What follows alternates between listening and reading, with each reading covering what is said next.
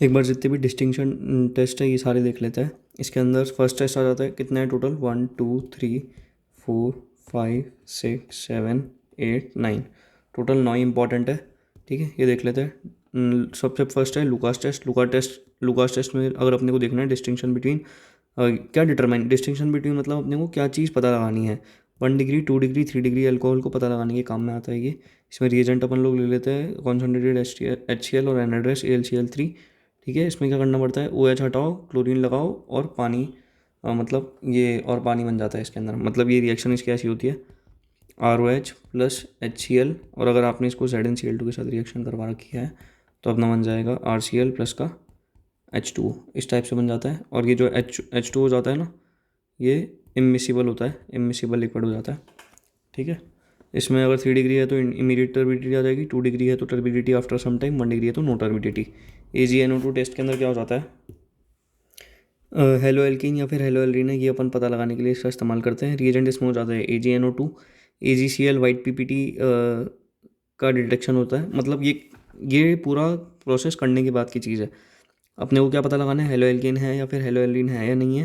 Reagent अपन डालेंगे AgNO2, इसमें क्या करेंगे, रिएक्शन में क्लोरीन को हटा के NO2 लगा देंगे, क्लोरीन को हटा के क्या कर देंगे, NO2 लगा देंगे। मतलब इस टाइप से अगर कुछ है तो क्या करेंगे, इसको हटाएंगे और यहाँ पे बना देंगे RNO2, इस टाइप से बना देंगे। और अगर ये चीज़ करने के बाद में AgCl वाइट प्रेसिपिटेट आया AgCl का, इसका मतलब डिटेक्टेड है टेस्ट। टॉलरेंस रिएजेंट टेस्ट में क्या हो जाता है, अल्डिहाइड और कीटोन का पता लगाने के लिए हो जाता है ये। रिएजेंट्स में हो जाता है AgNH3 ट्वाइस प्लस, और ये अपन किस में लेते हैं, अल्कलाइन मीडियम के अंदर। ठीक है, और जब अपन अल्डिहाइड की रिएक्शन, अल्डिहाइड को इसके साथ रिएक्ट करवाते हैं तो अपना बनता है RCO माइनस प्लस Ag का क्या बन जाता है, प्रेसिपिटेट। बट जब अपन कीटोन को इसके साथ रिएक्ट करवाते हैं तो यहाँ पे रिएक्शन नहीं होती है। ठीक है, सिर्फ अल्डिहाइड की रिएक्शन हो जाती है, और यहाँ पे कीटोन के साथ में रिएक्शन कराएंगे तो रिएक्शन नहीं होगी। और यहाँ पे अगर Ag का प्रेसिपिटेट बन रहा है तो यहाँ पे सिल्वर मिरर यानी कि Ag आ गया है। टॉलरेंस टेस्ट में कौन से दे सकते हैं आप एक बार लिख लीजिए। एलिफेटिक और एरोमेटिक अल्डिहाइड जो होते हैं वो दोनों इस टेस्ट को दे सकते हैं। टॉलरेंस रिएजेंट यानी कि अमोनिकल सिल्वर नाइट्रेट हो जाता है, ये जो होता है ना, इसको अपन बोल देते हैं अमोनिकल सिल्वर नाइट्रेट। जब अपन अल्डिहाइड को हीट करते हैं फ्रेशली प्रिपेयर्ड टॉलरेंस रिएजेंट के साथ में तो ब्राइट सिल्वर मिरर का प्रोडक्शन हो जाता है अपने, और अल्डिहाइड ऑक्सीडाइज हो जाता है किसके अंदर, कार्बोक्सिलेट एनायन के अंदर, कार्बोक्सीलेट एनायन के अंदर ये हो जाता है अपने ऑक्सीडाइज। ठीक है, RCHO को अपन लोग रिएक्ट करवा रहे हैं यहाँ पे, ये जो है ना अल्डिहाइड यानी कि हो जाएगा RCHO, इसको अपन रिएक्ट करवा रहे हैं तो अपना बन जाता है कौन कौन ये टेस्ट दे देगा, जैसे CH3 C double bond O single bond H, ये क्या है अपना इथेनॉल है, ये इस टेस्ट को देगा। यहाँ पे इस तरह से ये बेंजीन आ रखी है और CHO है, यानी कि ये क्या है अपने बेंजल्डिहाइड है, ये भी इस टेस्ट को देगा। लेकिन ये CH3 C double bond O CH3 ये इसको नहीं देगा, क्योंकि ये क्या है, प्रोपेन टूऑल है, ये इस वाले टेस्ट को नहीं देता है। अब अपन देख लेते हैं फेलिंग्स टेस्ट में क्या होता है। फेलिंग्स टेस्ट में क्या पता लगाने के लिए करते हैं, अल्डिहाइड और कीटोन को पता लगाने के लिए करते हैं, या फिर एरोमेटिक अल्डिहाइड को पता लगाने के लिए अपन इस टेस्ट को करते हैं। फेलिंग्स रिएजेंट में कौन सा होता है, फेलिंग सोल्यूशन A होता है, फेलिंग सोल्यूशन B होता है। फेलिंग सोल्यूशन A जो है वो क्या हो जाता है, ये रहा एक्वस कॉपर सल्फेट हो जाता है, और फेलिंग सोल्यूशन B क्या हो जाता है, अल्कलाइन सोडियम पोटेशियम टार्टरेट होता है, उसको अपन या फिर रोचेल सॉल्ट भी बोलते हैं उसको। ठीक है, उसको अपन इस तरह से लिख सकते हैं, ये दोनों का मिश्रण ये पूरा हो जाता है, और रेडिश ब्राउन प्रेसिपिटेट इसके अंदर बन जाता है जब अपन इस टेस्ट को करते हैं तो। ठीक है, इसके अंदर रिएक्शन क्या हो जाती है, ये देखिए, मैं इसको रिएक्शन को यहाँ पे बताऊँगा। RCHO को जब आपने रिएक्शन करवाई है CO2 plus plus 5OH minus के साथ, मैं ऐसे नहीं बताता हूँ, इसको बताता हूँ RCHO है जैसे। अब इसको अपन ने CO2 प्लस के साथ यहाँ पे रिएक्ट करवाया है, और यहाँ पे OH माइनस के साथ रिएक्ट करवाया है, और यहाँ पे क्या दे रखी है, हीट दे रखी है। तो क्या बन जाएगा अपने RCO माइनस बनेगा प्लस CO2O बनेगा, इसका क्या बन जाता है, PPT बनता है, जो कि कौन से कलर का होता है, रेड PPT, जिस कलर से मैं लिख रहा हूँ, और 3H2O बन जाएगा। ठीक है, ये चीज़ होती है इसमें। और इसको कौन कौन इसका टेस्ट दे सकते हैं, जैसे CH3 CHO हो गया, ये क्या हो जाता है, इथेनॉल इस टेस्ट को देता है। बेंजल्डिहाइड जो मैंने आपको पहले बताया था ना, वो इस टेस्ट को नहीं दे सकता, CHO वो इस टेस्ट को नहीं दे पाएगा। और प्रोपेन टू ऑल भी इसको नहीं देगा। ठीक है, ये चीज़। अब आयोडोफॉर्म टेस्ट देख लेते हैं इसके बाद में। आयोडोफॉर्म टेस्ट को क्या पता लगाने के लिए इस्तेमाल करते हैं? एल्डिहाइड है ketone having maximum one CH3 group. ठीक है, ये पता लगाने के लिए कि भाई एल्डिहाइड और कीटोन है, इनके अंदर मिनिमम एक CH3 ग्रुप प्रेजेंट है या नहीं है। ठीक है, इसमें क्या होता है कि ये कैसे पता लगेगा? CH3 C double bond O single bond R होता है, और या फिर इसके अंदर ये भी होता है CH3 CH single bond OH। सिर्फ अगर ये दो चीज़ पहले सबसे पहले देखेंगे कंपाउंड में अगर ये दो चीज़ प्रेजेंट है तो ही ये चीज़ आयोडोफॉर्म टेस्ट दे सकती है, नहीं तो नहीं दे सकती। ठीक है, इसमें रिएजेंट हो जाता है NaOH और I2। जब अपन when compound contains functional group are heated with aqua solution of NaOH containing iodine. ठीक है, तो अपना येलो प्रेसिपिटेट बनता है CHI3 का। और CHI3 को क्या बोल देते हैं? आयोडोफॉर्म। आयोडोफॉर्म क्यों बोलते हैं भाई? CHCl3 जो होता है ना, इसको अपन बोल देते हैं क्लोरोफॉर्म। तो ऐसे ही इसको आयोडोफॉर्म बोलेंगे, CHBr3 हुआ तो ब्रोमोफॉर्म बोलेंगे, ऐसा हो जाता है। इसमें जब CH3CO माइनस की NaOH और I2 के साथ रिएक्शन करेंगे तो CHI3 बन जाता है येलो PPT। CH3 CHOH की जब अपन रिएक्शन करा रहे हैं NaOH के साथ में तो अपना बन जाता है ये I2, ये इसके साथ करते तो CHI3 बन जाता है येलो PPT। यानी कि ये भी दे देता है इस टेस्ट को, ये वाली चीज़ भी दे देती है इस टेस्ट को। बस कौन नहीं देता है इसके अंदर? ये देखो, इथेनॉल तो दे रहा है इसके अंदर, CH3CO माइनस है, इथेनॉल अपने को इसमें टेस्ट दे रहा है।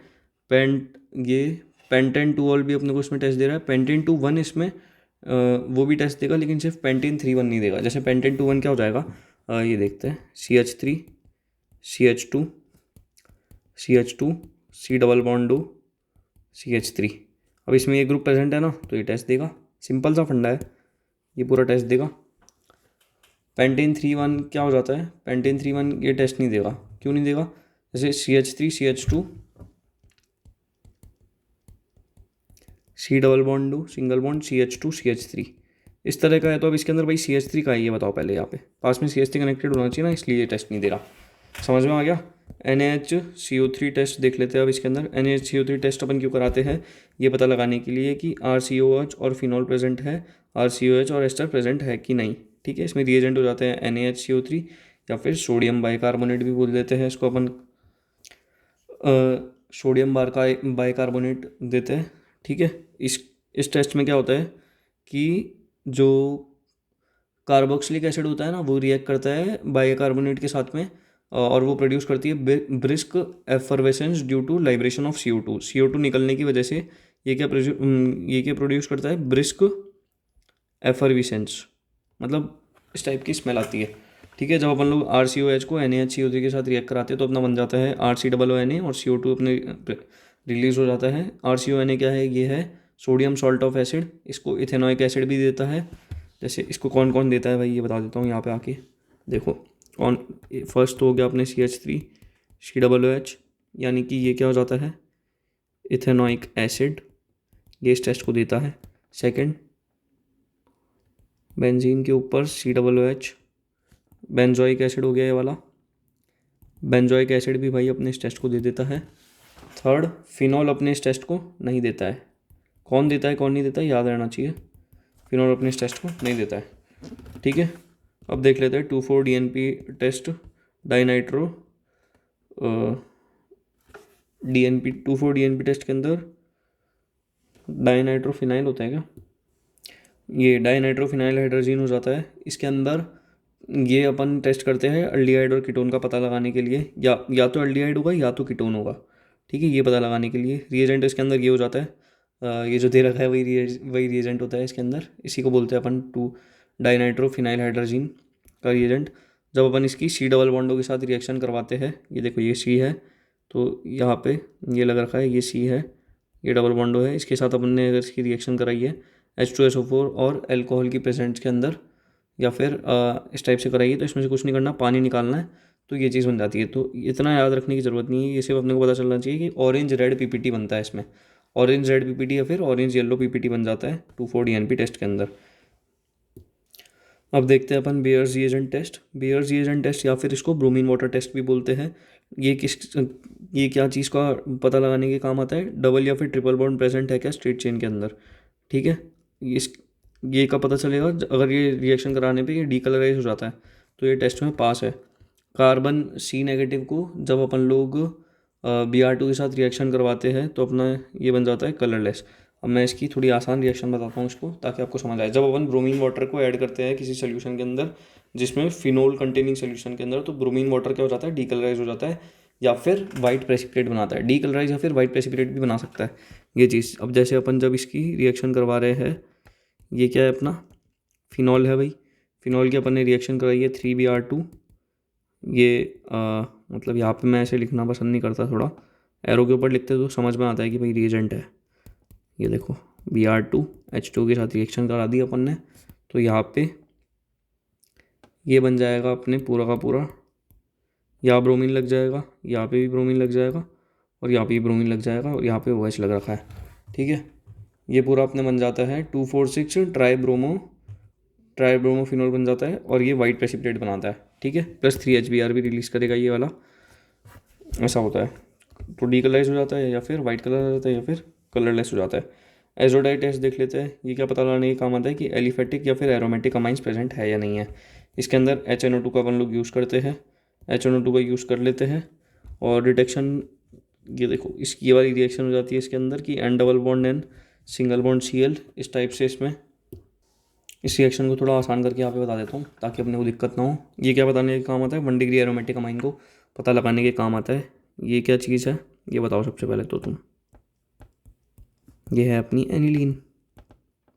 एनिलीन को जब अपन लोग NaNO2 HCl 0 से 5 डिग्री सेंटीग्रेड पे हीट करते हैं तो अपना क्या बन जाएगा, यहाँ पे N2+Cl- बन जाता है। जब अपन N2+Cl- को प्लस अपन लोग कर रहे हैं इसके अंदर फिनॉल, या फिर मतलब अगर N2+Cl- वाली ये जो बनी ना, इसके साथ में अपन लोग फिनोल का एडिशन करवा रहे हैं। ठीक है, तो और OH की प्रेजेंस में करवा रहे हैं तो अपना ये बन जाएगा पूरा का पूरा। ये वाला जो है ना डाइल्यूट OH- की प्रेजेंस में करवा रहे हैं तो ये एसोडाई बन जाएगी। ठीक है, और ये जो एसोडाई हो जाती है या फिर इसको अपन क्या बोलते हैं, बीटा नेप्थोल भी बोलते हैं। ऑरेंज डाई कलर होता है और ये इंसॉल्युबल होता है वाटर में। मतलब अगर आप एक पानी की गिलास लोगे, उसके अंदर इस चीज़ को डालोगे तो ये घुलेगा नहीं और ये बिल्कुल भी सॉल्युबल नहीं होगा उस पानी की गिलास के अंदर। ऑरेंज कलर का, ऑरेंज डाई जैसा कलर आ जाएगा ऑरेंज कलर। और बताओ किसका होता है इनऑर्गेनिक केमिस्ट्री में।